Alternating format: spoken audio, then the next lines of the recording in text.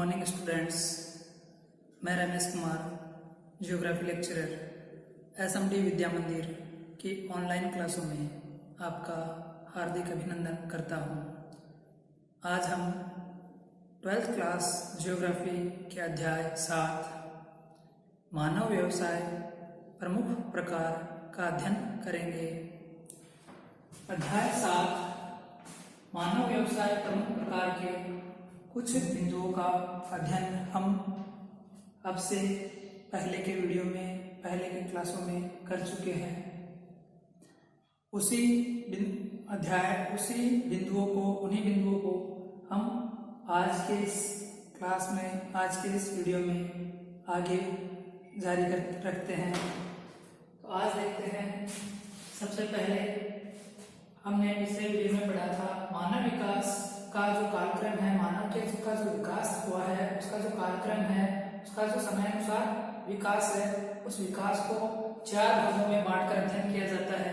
प्रथम प्राग ऐतिहासिक काल, द्वितीय प्राचीन काल और तीसरा जो आज हम अध्ययन करेंगे मध्यकाल और चौथा और अंतिम आधुनिक काल अर्थात वर्तमान काल। तो आज हम उसी कालक्रम के एक भाग मध्यकाल का अध्ययन करेंगे। मध्यकाल में मानव ने किस प्रकार की क्रियाएं की, किस प्रकार से अपना विकास किया, इस बारे में चर्चा करेंगे। तो मध्यकाल जो है वह 600 ईस्वी से 1500 ईस्वी, 600 ईस्वी से 1500 ईस्वी के मध्य का जो समय है, उस अवधि को मध्यकाल के अंतर्गत शामिल किया जाता है। तो हम कह सकते हैं कि मध्यकाल का जो समय था, मध्यकाल का जो टाइम पीरियड था वह 600 ईस्वी से 1500 ईस्वी के मध्य का जो समय है, बीच की जो अवधि है, वह मध्यकाल के अंतर्गत शामिल होती है। अगली बात देखते हैं हम, यहाँ पे ध्यान रखना, यहाँ पे ईस्वी है। इससे पिछले वीडियो में मैंने ईसा और ईस्वी दोनों का अर्थ बताया था। यह ईस्वी है। ईस्वी का तात्पर्य होता है वर्तमान, जिस भाषा में हम सन लिखते हैं, जैसे 2020, ठीक है, यह ईस्वी है। याद रखना इस बात को। तो यह ईसा के जन्म से बाद का जो समय पीरियड हम काउंट करते हैं वर्तमान में, वही टाइम पीरियड है। 600 ईस्वी से 1500 ईस्वी या 600 सन से 1500 सन की अवधि का जो समय है, उसे मध्यकाल के अंतर्गत शामिल किया जाता है।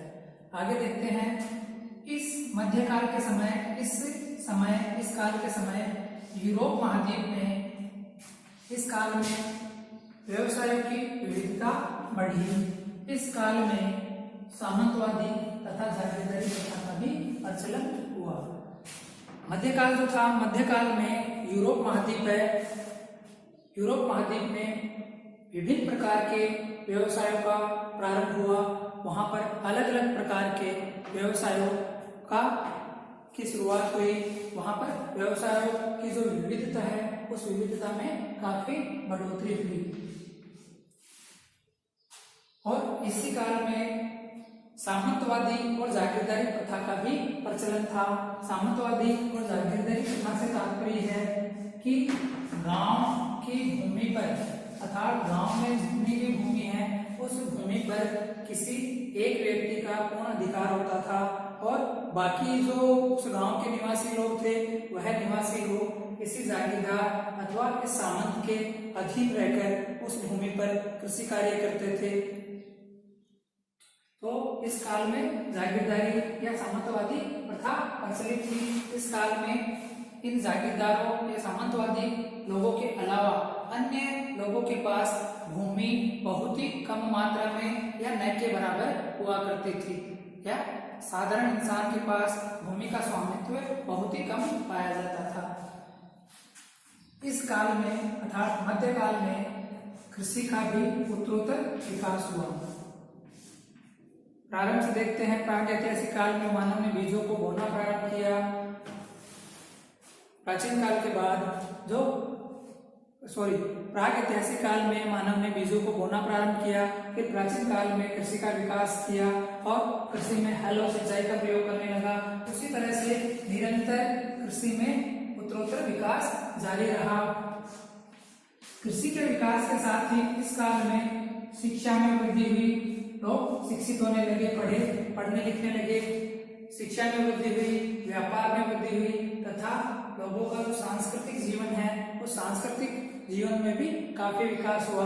तो इस काल में शिक्षा, व्यापार और सांस्कृतिक विकास के कारण, शिक्षा, व्यापार और सांस्कृतिक विकास के कारण बड़े बड़े नगरों का निर्माण हुआ, बड़े बड़े नगरों का विकास हुआ या बड़े बड़े नगरों का उद्भव हुआ। बड़े बड़े नगरों का विकास या उद्भव होने का कारण क्या था? शिक्षा, व्यापार और सांस्कृतिक गतिविधियों में जो विकास हुआ, उस विकास के कारण बड़े बड़े नगरों का उद्भव हुआ। इस काल में व्यापार का जो तरीका था, व्यापार किस माध्यम से किया जाता था? तो इस काल में व्यापार करने का जो माध्यम था वह दो प्रकार से था। इस काल में व्यापार मुद्रा विनिमय के माध्यम से होने के साथ साथ वस्तु विनिमय, मुद्रा विनिमय के साथ साथ वस्तु विनिमय के रूप में भी प्रचलित था। अब यहाँ पर समझने वाली बात यह है, मुद्रा विनिमय और वस्तु विनिमय में अंतर क्या है? यह होते क्या है? मुद्रा विनिमय का तात्पर्य है कोई व्यक्ति, मुद्रा विनिमय का तात्पर्य है मुद्रा विनिमय, मुद्रा विनिमय का तात्पर्य है किसी व्यक्ति को कोई सामान चाहिए, जैसे 1 केजी राशन चाहिए है इस व्यक्ति को, तो 1 केजी राशन खरीदने के बदले वह 1 केजी राशन की जो भी कीमत होगी, मान लेते हैं वह कीमत 10 रुपए, मान लेते हैं वह कीमत 10 रुपए है, तो वह 1 केजी राशन के बदले जिससे खरीद रहा है उस विक्रेता को 10 रुपए का भुगतान करेगा। तो यह है वस्तु के बदले मुद्रा का भुगतान। तो यह तो हुआ मुद्रा विनिमय। जबकि दूसरा है वस्तु विनिमय। वस्तु विनिमय, तो वस्तु विनिमय में क्या होता है? किसी व्यक्ति को कोई भी सामान चाहिए, तो जिस क्षेत्र में मुद्रा का प्रचलन कम हो या वो लोग आपसे समझ से वस्तु विनिमय करना चाहते हो, तो इस काल में मुद्रा विनिमय और वस्तु विनिमय दोनों था। तो वस्तु विनिमय में होता क्या है? इस व्यक्ति को 1 केजी चावल की आवश्यकता है, किसी व्यक्ति को 1 केजी चावल की आवश्यकता है, ठीक है। तो यह किसी दूसरे व्यक्ति से 1 केजी, जो चावल की खेती करता है उस व्यक्ति से 1 केजी चावल खरीदेगा और बदले में इसके पास, जैसे मान लेते हैं यह गेहूं की खेती करता है या कोई अन्य प्रकार का उत्पादन करता है, तो यह 1 केजी चावल के बदले इस सामने वाले विक्रेता को 1 केजी या इस चावल के बराबर की जो भी वस्तु विनिमय के आधार पर मुद्रा या कीमत तय की है वह 1 केजी गेहूं अथवा अन्य कोई प्रकार का उत्पाद इसको देगा। तो इस वस्तु विनिमय में होता क्या है? वस्तु के बदले वस्तु का क्रय और विक्रय करना वस्तु विनिमय कहलाता है। तो इस काल में मुद्रा विनिमय के साथ साथ वस्तु विनिमय भी प्रचलित था। हाँ, यह अलग बात है, इस काल में मुद्रा विनिमय का प्रचार कम था और वस्तु विनिमय का प्रचार ज्यादा था। मुद्रा विनिमय है वह इस काल के, इस मध्यकाल की जो अंतिम शताब्दियां है, अंतिम समय है, उस समय में मुद्रा विनिमय अधिक प्रचलित हुआ और धीरे धीरे वस्तु विनिमय घटता गया। किंतु अधिकांश इस मध्यकाल में वस्तु विनिमय का प्रयोग अधिक होता था। आगे चलते हैं। ग्रामीण क्षेत्र है, ग्रामीण क्षेत्रों से कृषि उत्पाद, ग्रामीण क्षेत्रों से कृषि उत्पाद नगरों में एवं नगरों से निर्मित माल ग्रामीण क्षेत्रों में पहुंचने लगा था।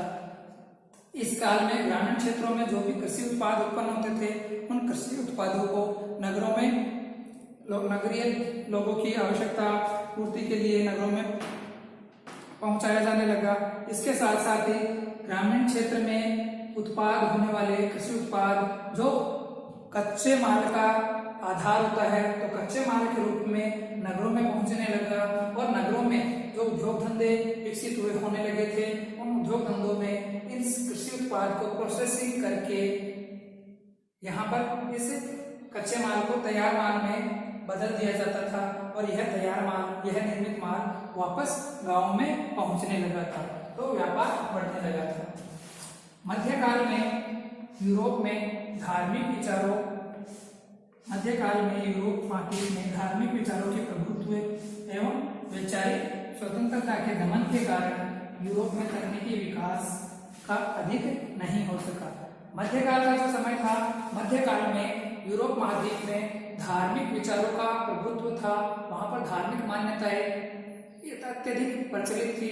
पोप का अधिकार पूरे यूरोप महाद्वीप पर था और पोप से अलग विचार या अन्य धारणा पूरे यूरोप महाद्वीप में कोई नहीं रख सकता था।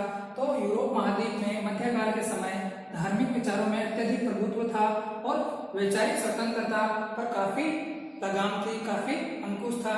वैचारिक स्वतंत्रता पर अत्यधिक दमन था। पोप यह समझते थे, यह मानते थे कि जो भी प्रकृति में घटित होता है वह ईश्वर के द्वारा किया जाता है, उसमें मानव को बिल्कुल भी हस्तक्षेप नहीं करना चाहिए।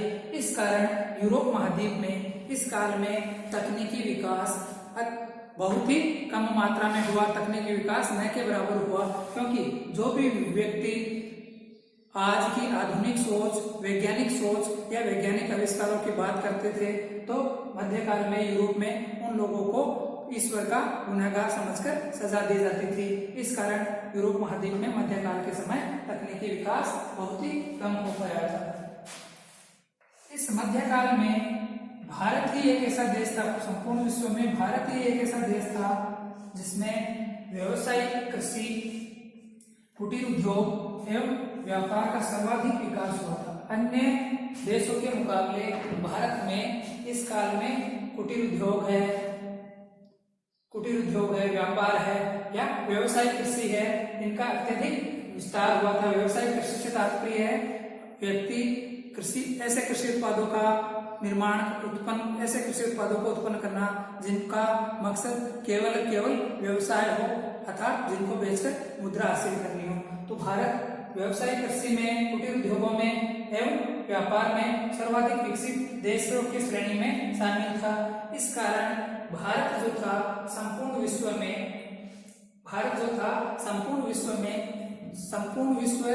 भारत इस दृष्टि से अन्य देशों का प्रतिनिधित्व करता था।